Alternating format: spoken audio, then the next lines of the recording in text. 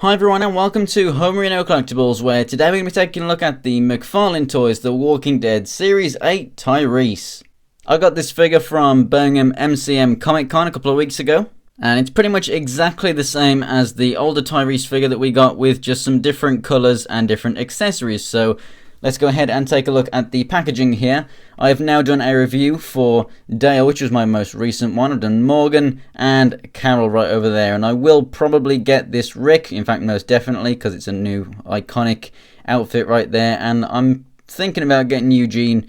Probably won't get Bob. So yeah, if you want to check out those other reviews, the links will be in the description below. But for now, let's go ahead and open this thing up and take a closer look. And here is Tyreese out of the packaging, and he's one of my favourite characters from the show. Unfortunately, this figure is not one of my favourites. To look at, it sure is, but you know, the articulation and whatnot, like in the legs, it's one of those earlier figures that just kind of really sucks. I do like the older one more in the way that it came with more accessories, and I really do feel that this one should have come with at least a pistol as well. But this one's tons better just because of, well, that arm. I just really do love this, how it's kind of incorporated.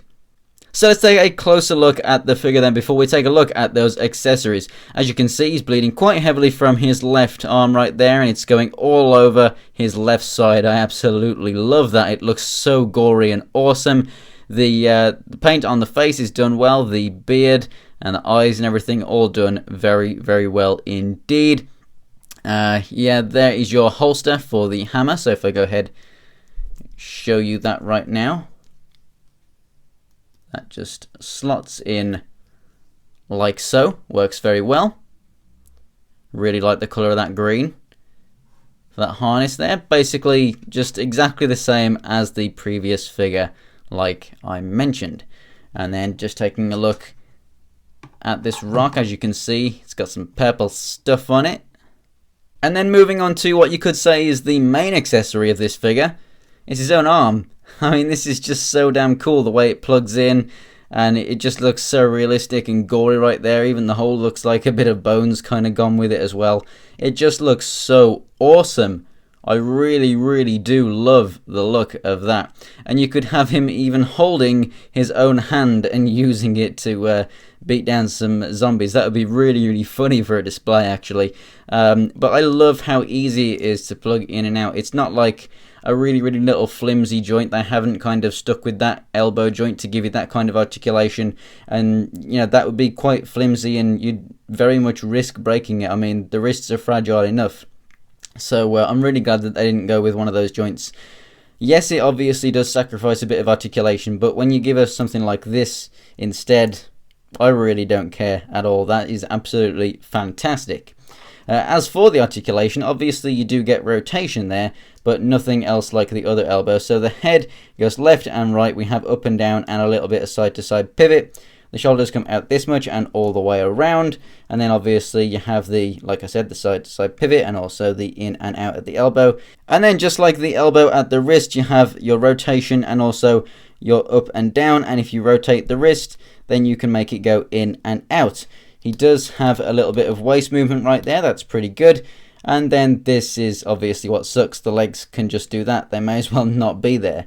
It's just to ever so slightly reposition him so that you can actually get him standing up out of packaging. You get the rotation at the knee, bend at the knee, and then just a rotation at the boot. So really not good articulation down there in the legs. You can't really do anything with them at all. Not like the newer star figures, for example, Dale right here, where they have these kind of DC Universe Classics joints where you actually have full leg movement.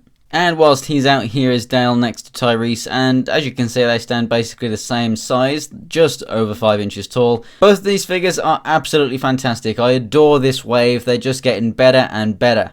Tyreese would have been even better if it was a newer figure, but I can't really blame him for just saving a bit of money and using a slightly older mold, because there's nothing wrong with it. It looks awesome. It's just that bit of articulation, but the fact that, you know, he's got a severed arm right there, he's not really going to be doing too many kind of acrobatic things with his legs anyway, is he? So, I mean, it's okay. Nonetheless, I am super happy with both of these figures, and you should definitely pick them up if you are a fan of The Walking Dead.